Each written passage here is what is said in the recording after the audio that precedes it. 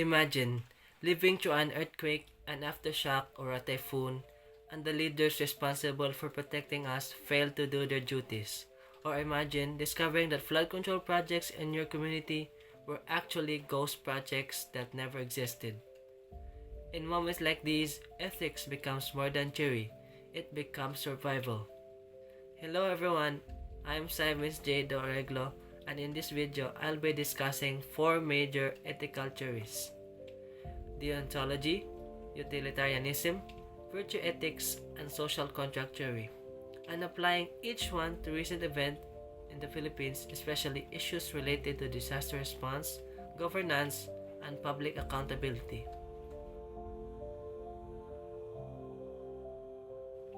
Deontology, or Kantian ethics, is a duty-based ethical theory. It argues that an action is morally right if it follows a moral rule or duty. Immanuel Kant calls this the categorical imperative, meaning we should act only on principles that we are willing to make universal for everyone. In simple terms, do the right thing because it is your duty, not because of the consequences. With the investigations into alleged ghost flood control projects in certain Philippine provinces, deontology tells us that government officials have a duty to be transparent, honest, and accountable. Even if hiding the truth might protect their careers or avoid political damage, it would still be morally wrong.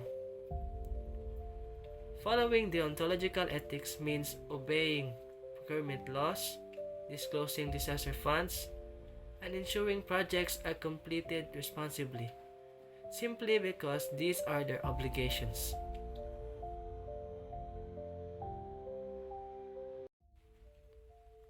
A deontological leader in times of crisis must respect the law, tell the truth, and uphold their obligations to the people, regardless of pressure or excuses.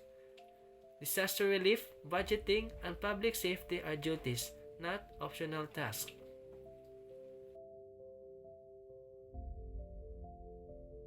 Utilitarianism, also called consequentialism, determines right and wrong based on outcomes. The best action is the one that produces the greatest good for the greatest number. The focus is not on rules, but on overall well-being.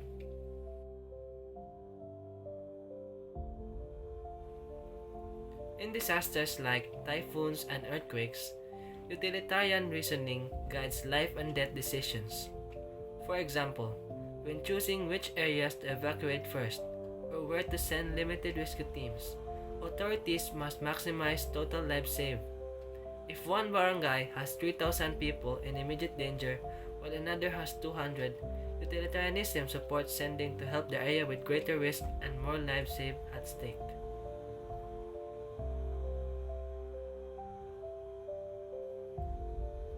Utilitarian thinking reminds leaders that their job is to reduce suffering and protect as many people as possible. However, it also warns us to be careful. We must not ignore minority groups or smaller communities, even while aiming for overall benefit.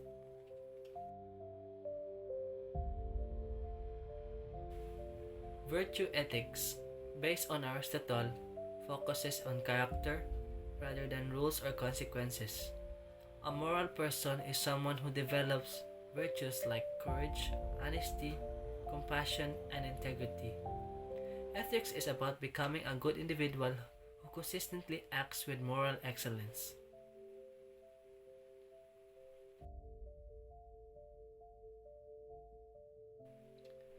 In Philippine governance, we often judge leaders not just by their policies, but by their character.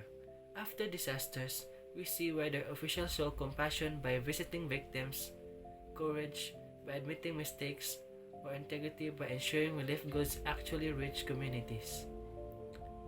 When leaders misuse funds, fail to show empathy, or avoid responsibility, they fail ethical even if they follow technical procedures.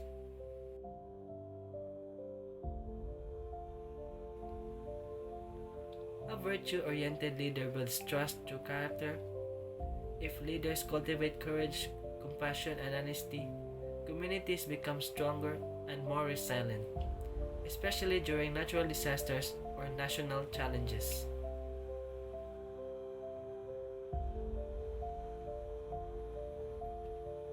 Social contract theory argues that governments only have authority because citizens allow them to. People obey laws because the state is expected to protect their rights, safety, and welfare. If the state fails, public trust weakens.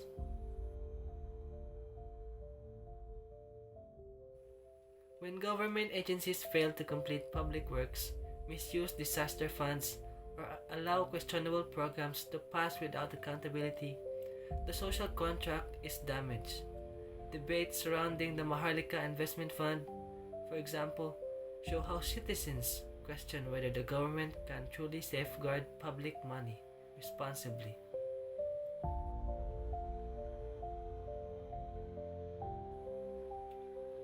For the social contract to survive, leaders must uphold transparency, protect citizens, and respond morally during crises. Restoring trust requires honesty, accountability, and consistent service. To conclude, deontology teaches us duty, utilitarianism focuses on the greatest good, virtue ethics reminds us that character matters, and social contract theory emphasizes trust between the government and the people. In times of disaster and political challenges, ethical leadership becomes essential for survival and resilience.